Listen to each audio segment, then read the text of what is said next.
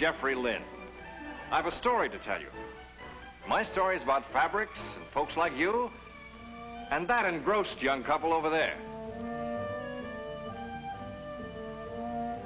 There was a time not too long ago when if something like this happened, well, how would you feel? Indignant? Sick all over? After all, a ruined suit or a cleaning and pressing job is expensive. But my, how times have changed. Annoyed? Certainly. But only the mild annoyance that comes from knowing it'll take less than an hour to wash and dry them before putting them right back on. Just think, less than an hour. That's a miracle. A miracle that could only happen in the wonderful world of wash and wear.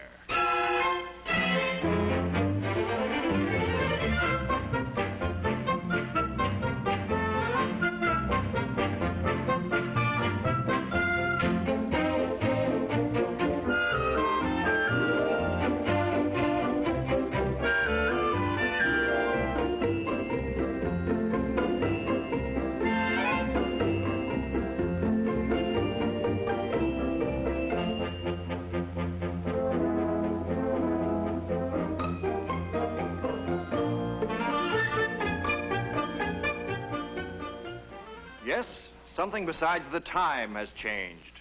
Something quite important. That's the real story. One that begins over here. In the bottom of the laundry basket of the average home of the average family. For about 6,000 years now, give or take a couple, we've faced the problem of covering our bodies with clothing. First, the fig leaves. Since then, we've relied pretty much on 4 sturdy natural fibers, animal and vegetable. Like, for instance, wool, silk, cotton, and linen. Yes, since the Stone Age, man has spent a lot of time seeking better materials for his clothes. Plus, a good deal more towards finding easier and different, always newer, always better ways to get his clothing clean. Right up to today's automatics.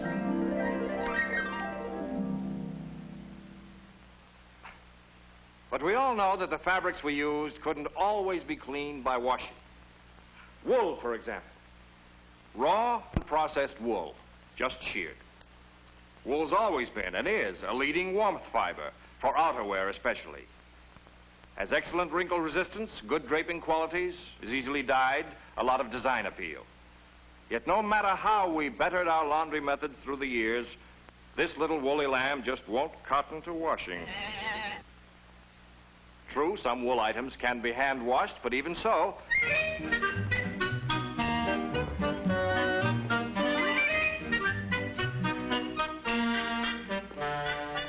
that lad's growing as fast as crabgrass, so that sweater shrank. We all know wool shrinks like no other natural fiber. So with wool clothing, it's either costly, time-consuming dry cleaning, or we clean and press it as best we can with spot remover and an iron.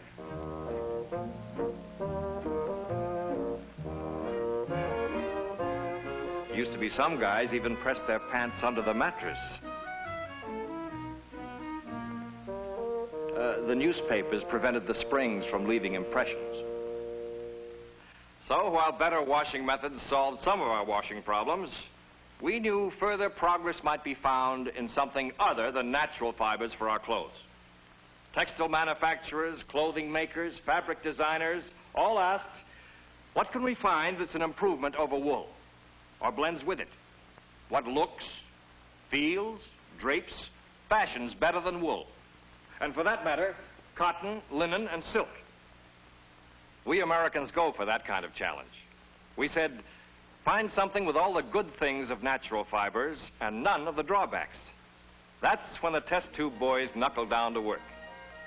So began years of research, of tireless work of many men, of spending, well, let's not get into how much money, to create the modern man-made fibers for fabrics that we enjoy today. Day and night, research chemists like this fellow pursued a dream of new, exciting, completely different synthetic fibers. It's quite a dream, quite a story. If I get a little too technical, will someone please ring a bell? You see, for the first time since creation, men were going back to the elements to create a molecule. So soon? I'll start over. Beginning with pure chemicals, scientists, researchers, chemists stole a leaf from the silkworm and literally spun new kinds of threads. Threads and fibers that had to measure up to all the desirable qualities of resilience, that is to hold or return to original shape, softness, lightweight, strength, durability, and resistance to weather. At first, slowly, then with a speed almost too swift to follow, the magic of modern chemistry rocketed us into a new world of modern fabrics.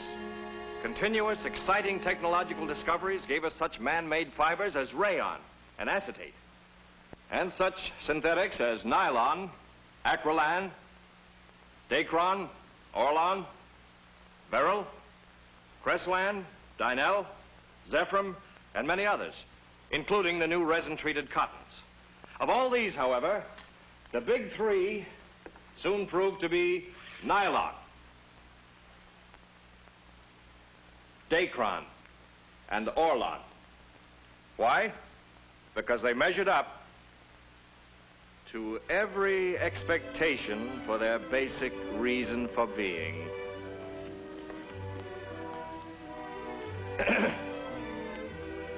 Take that young fellow. Wears a suit of dacron. Washable, doesn't wrinkle easily, holds its shape better than wool. His girlfriend wears a sweater of orlon. Soft, with a luxurious feel, lightweight, yet warm and weather resistant. And Peeping Tom has a nylon jacket. Very light, yet it holds its shape because of its elasticity. Not only lightweight, but plenty tough. Oops, watch out, son. Yes, a fiber so strong that many a paratrooper, many an airman owes his life to a nylon parachute. Well, no one of these modern fibers meets all our clothing needs. But when we married them with the age-old natural fibers, we raised a brand new family of fabrics with greater strength, resilience, and new versatility. More important, these complementary blends meant that more and more clothing items could use new man-made fibers. A few, for example. Suits and shirts of dacron with cotton, silk, or wool. Soft finished flannels, tweeds, skirts, and cashmere-like sweaters made with orlon. Women's attractive blouses and sheer lingerie, fashioned from nylon, as well as a combination of other synthetic and natural fibers. All these enjoy greater freedom from wrinkles. Many feature permanently set creases or fashionable pleats. How's it done? Well, let's go back to the laboratory. You see, all true synthetic fibers are thermoplastic. Sorry, I'll try to make it simple. It means heat simply softens the fibers so they can be molded and remolded. This is nylon. Remember, the fibers are strong, yet soft, pliable, resilient, or elastic. That's why if you muss them up, they tend to return to their original shape. That's right. Wrinkles in modern fibers like to go back where they came from. Or, as clothing makers say, wrinkle resistant.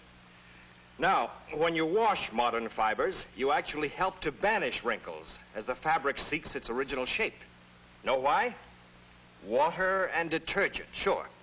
They help the slippery fibers slide smoothly back to their wrinkle-free state. Those little nylon fibers are plastic only when hot. So that's the critical time when wear wrinkles tend to scoot back home, or new wrinkles might appear. Heat does the job of keeping the fabric free of wrinkles if, and it's a mighty big if, the fibers are not cooled off too quickly. Let's do an experiment. There's a temperature higher than I've mentioned so far. when fiber resiliency disappears and the fabric can be molded into any shape we want. This little plastic swizzle stick will show you what I mean. Let's call it a Dacron fiber. See how it can be molded with heat? Now watch. Cool this Dacron fiber quickly, and we give it a permanent shape. It will hold this shape unless we heat it again above the softening point. Did I say we had problems in washing natural fibers? Believe me, new methods and techniques had to be developed in washing and drying modern fibers and delicate fabrics. Consider, on wash day, people use, by tradition, hot water for their laundry. And by tradition, they like to agitate the dirt out so they know it's been agitated. And when they use an automatic dryer, they know that the hotter the temperature, the faster the job gets done. All this is enough to scare a modern fiber half to death. No wonder washing directions on clothing tags usually read, hand wash in warm water and hang up to drip dry. Yes, from a styling and comfort standpoint, we reached new highs with modern fabrics, but our washing methods, modern as they were, simply could not meet the particular washing needs of modern fibers. Almost seems like we were back to beating our clothes again with a paddle on a riverbank. Well, almost. Plus, we used to hang them up to drip dry, a somewhat messy chore even in our bathrooms. It wasn't long before some laundry manufacturers recognized that modern fabrics needed different care. And soon, new washers made their appearance. Some new automatics featured gentle cycles or offered a choice of shorter wash times. Others provided a warm wash water temperature. A few had a cold rinse. All tried to meet the new washing requirements of modern fabrics. Requirements which were to become even more exacting because the laboratories of science and the apparel industry suddenly catapulted us into the wonderful world of wash and wear. Modern fibers, alone or in blends with natural fibers, brought new innovations in cool, crisp, comfortable clothes. Everything from shorts and casual slacks to colorful sport coats. From sun-happy sport shirts to fine weave dress shirts. The sheerest of slips and blouses. Bathrobes to rainwear to beach wear.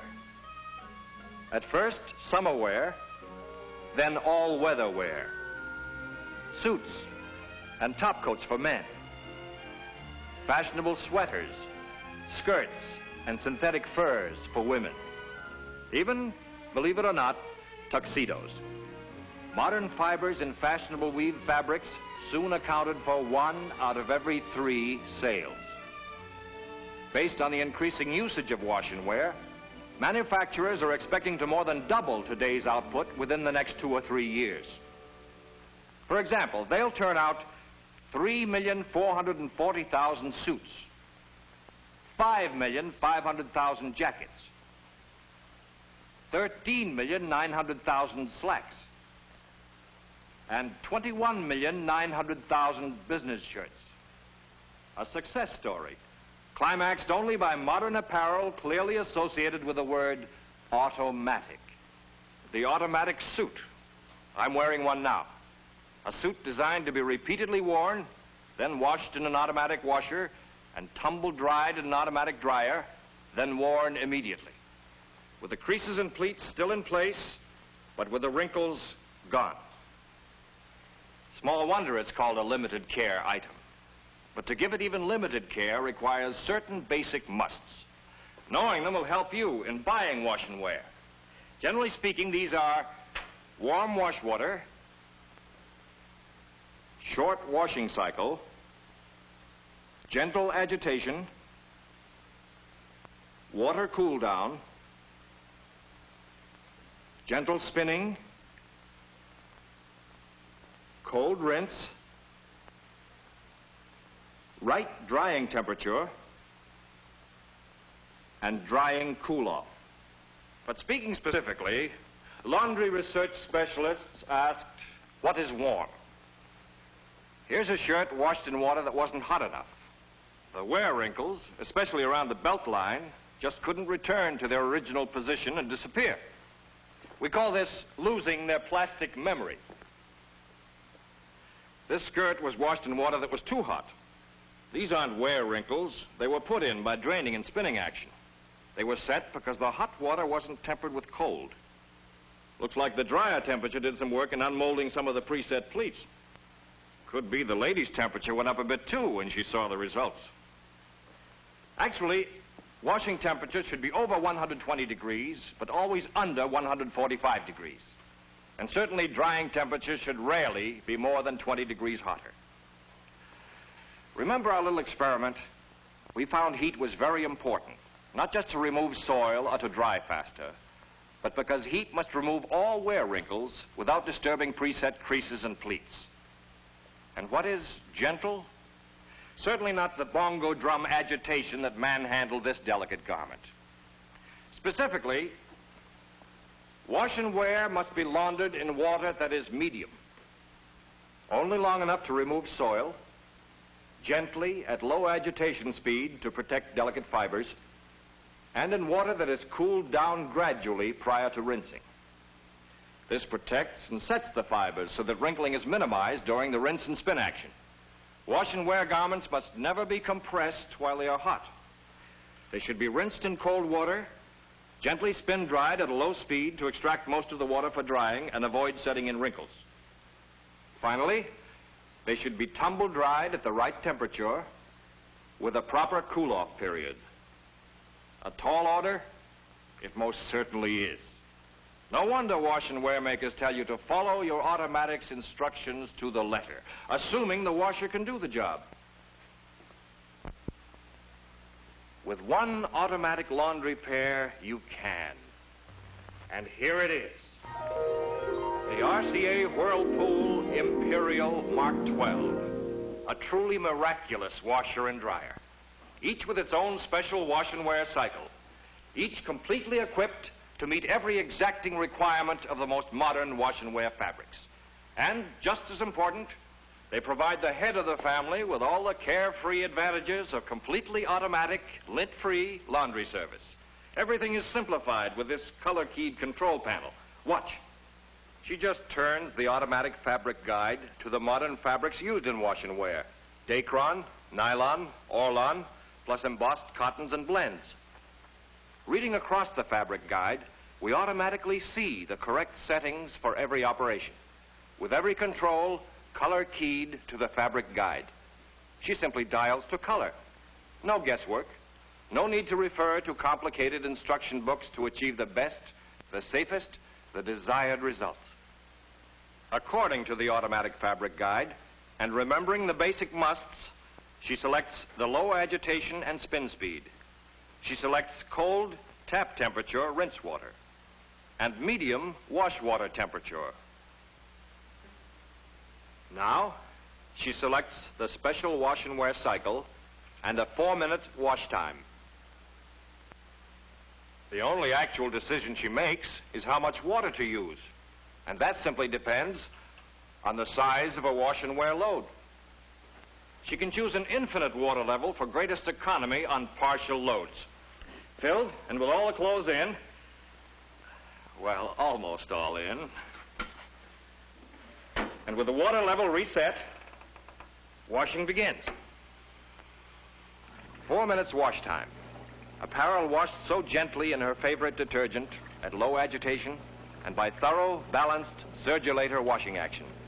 Wash water temperature, just right to get clothes sparkling and remove all wear wrinkles. This is equally true of this regular washer or the big capacity washer-dryer combination, where wash and wear gets the same thorough, gentle care while being exclusively washed with water, not in water. After the washing agitation in the regular washer, the wash water is now gradually cooled down by cold water tempering while the clothes are still in suspension. This cools the fibers and avoids wrinkles that might occur during the drain out and during the spin cycle as clothes receive their thorough cold water spin spray rinses, followed by the low agitation, deep cold water rinse. And then, low speed spinning to damp dry the clothes. And now the wash and wear is ready for the dryer. Drying wash and wear is equally important. Remember, we want enough heat to soften fibers and remove wear wrinkles, but not enough to disturb preset creases. As with the washer, she uses the dryer's automatic fabric guide, again color-keyed for every fabric. She simply dials to color. No guesswork on her part to choose the special wash and wear setting. She selects it, choosing perhaps 30 minutes drying time, depending on the load. And with this single setting, she automatically gets the proper, safe drying temperature for wash and wear. And now the clothes are gently tumble-dried in safe, tempered heat. Again, this is equally true of the regular dryer or the washer-dryer combination. Always fast, safe drying of wash and wear that protects every fiber with the right temperatures, and whether in the combination or regular dryer, during the final 10 minutes, wash and wear items are gradually cooled down as they are tumbled in unheated air, a special feature that prevents wrinkles from being set when the dryer stops. And the sunshine fresh results?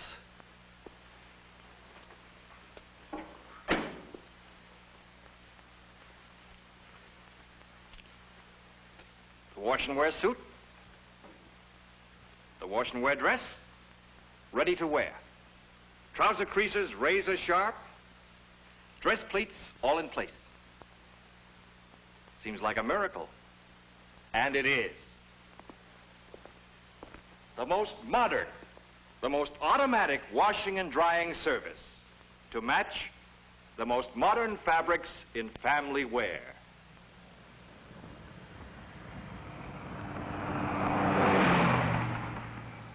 I believe this is where we came in. In case you're worried, they stepped back just in time.